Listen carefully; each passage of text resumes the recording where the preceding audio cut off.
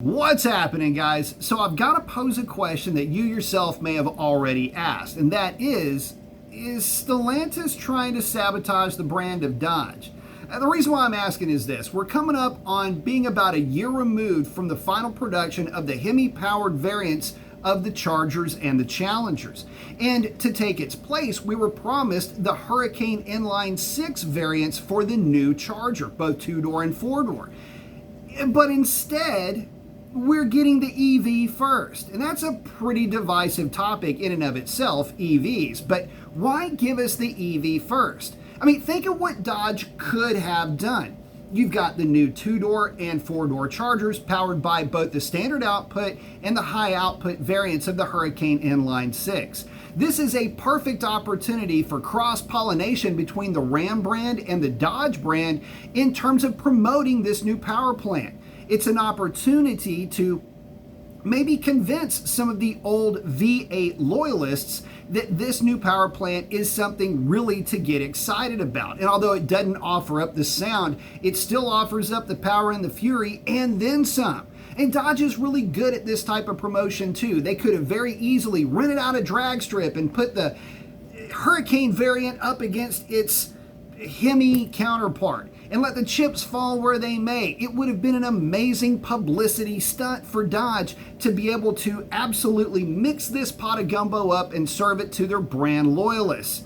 How cool. And again, Dodge probably does it better than anybody else when it comes to the pomp and circumstance of things of this nature. But no, instead we were given, or will be given, the EV, which is very strange. It's a very divisive product because it assumes a certain level of means. In other words, you've got to have the money to buy an EV because so far as we can tell, these things are going to be expensive, especially considering the product, the old Charger and Challenger, that they're replacing. But more than that, the car itself might be expensive, but it also assumes that you have the means to charge it, which is to say a house and the ability to have a charging station on site. And if you don't have that, well, you're going to be stuck going to charging stations. And that isn't any fun, as anybody with an EV would admit.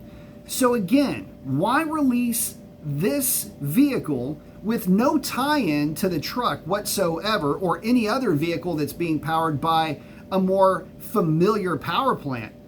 To shove an EV down our throats like that, it's not a good look, and it's just a little bit oddly heavy-handed, if you think about it, to drive that narrative so hard, when there's already a very friendly avenue to take. And again, the cross-pollination and the promotion and just the spectacle of the whole thing would serve to get a lot of folks excited about the brand of Dodge and the brand of Ram for that matter, but we're really talking about Dodge here because that is the brand that needs the biggest injection of life and excitement.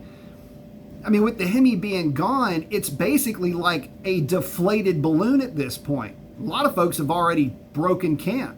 So this would be the opportunity to drive the new Hurricane as the new performance answer that everybody was looking for when they found out the Hemi was going away and they weren't getting another V8. So is it sabotage?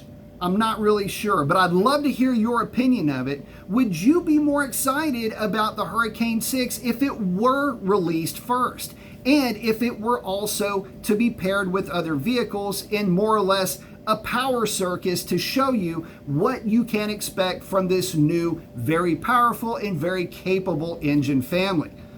Love to hear what you have to say. Post up your comments, let me know what you think, and we will catch you on the next one. That's a wrap.